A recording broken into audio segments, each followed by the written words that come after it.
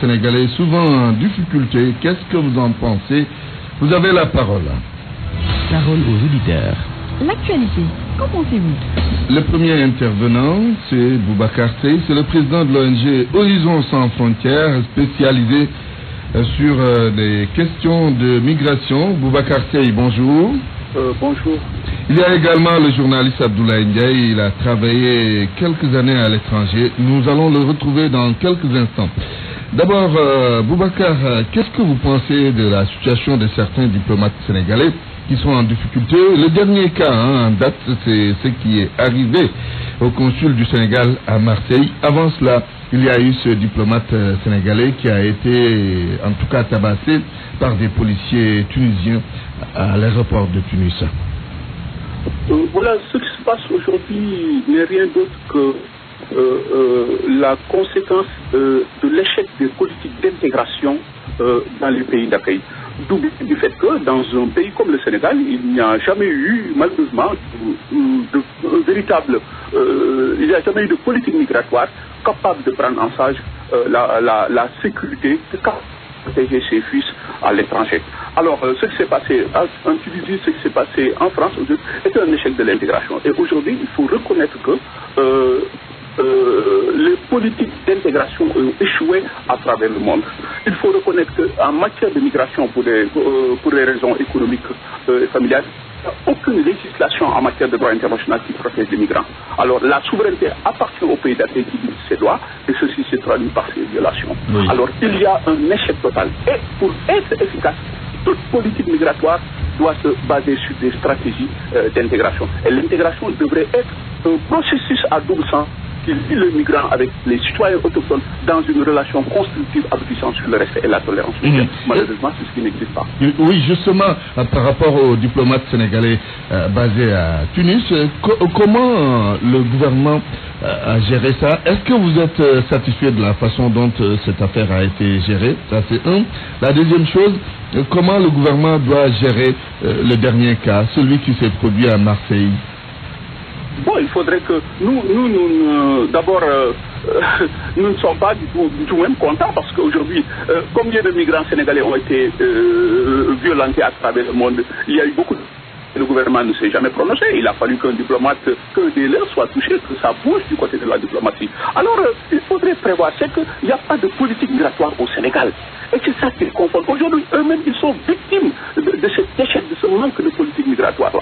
Alors, aujourd'hui, que des diplomates soient agressés, mais c'est de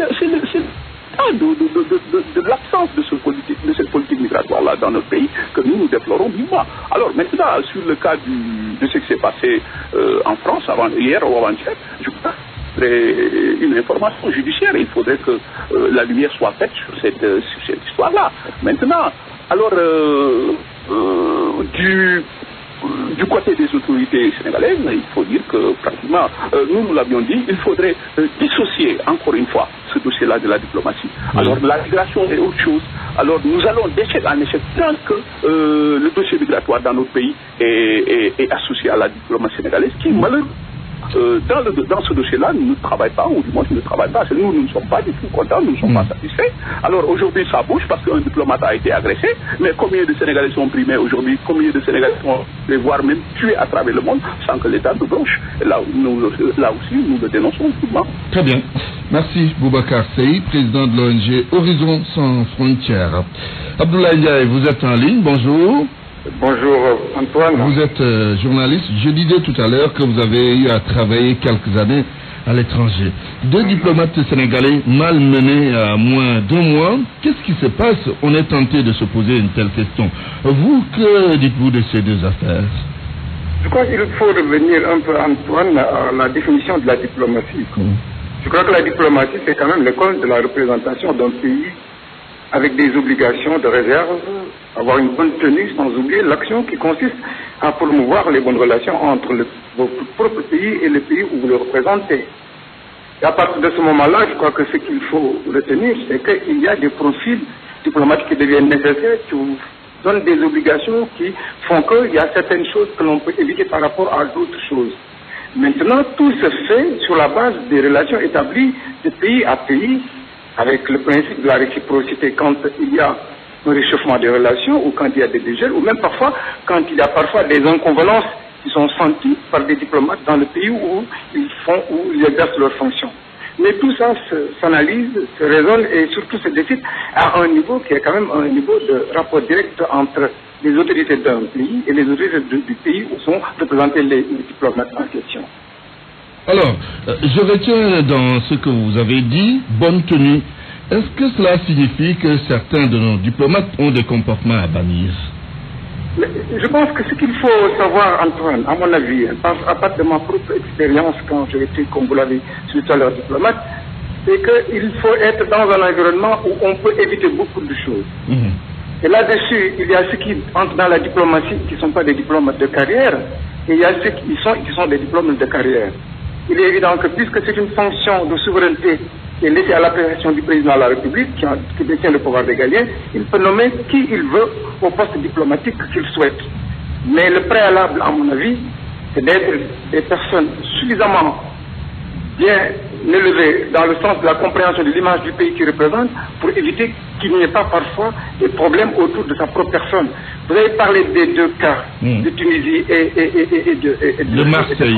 Oui. Et de Marseille. Oui. Il est évident que pour ce qui est de la Tunisie, le gouvernement du Sénégal fera établir le principe de la réciprocité et une protestation vive, je crois, avait été Absolument, avec l'ambassadeur du Sénégal. Avec l'ambassadeur de Tunisie, d'ailleurs, l'ambassadeur du Sénégal qui est à Tunisie.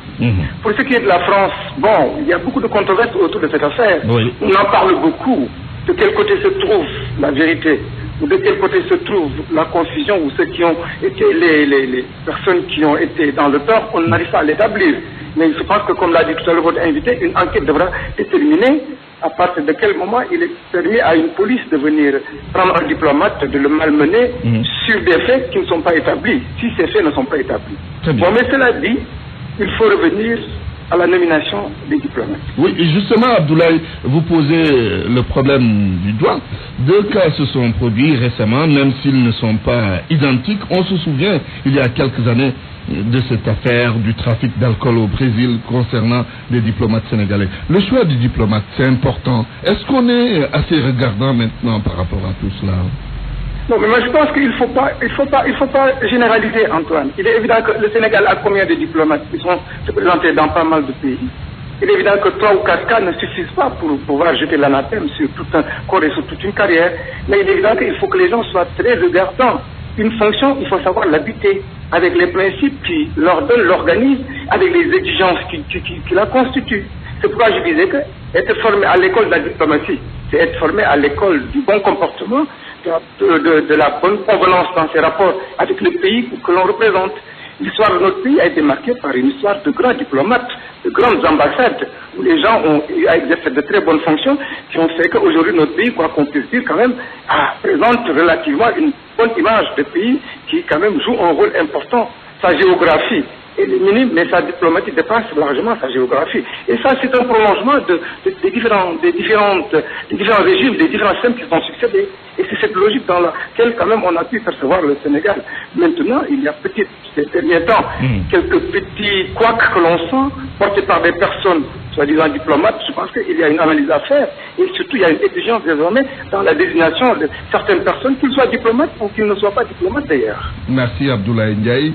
Je rappelle que vous êtes journaliste consultant et vous avez travaillé quelques années à l'étranger. C'est tout pour Point de vue aujourd'hui. Quelques infos météorologiques avant de boucler cette édition.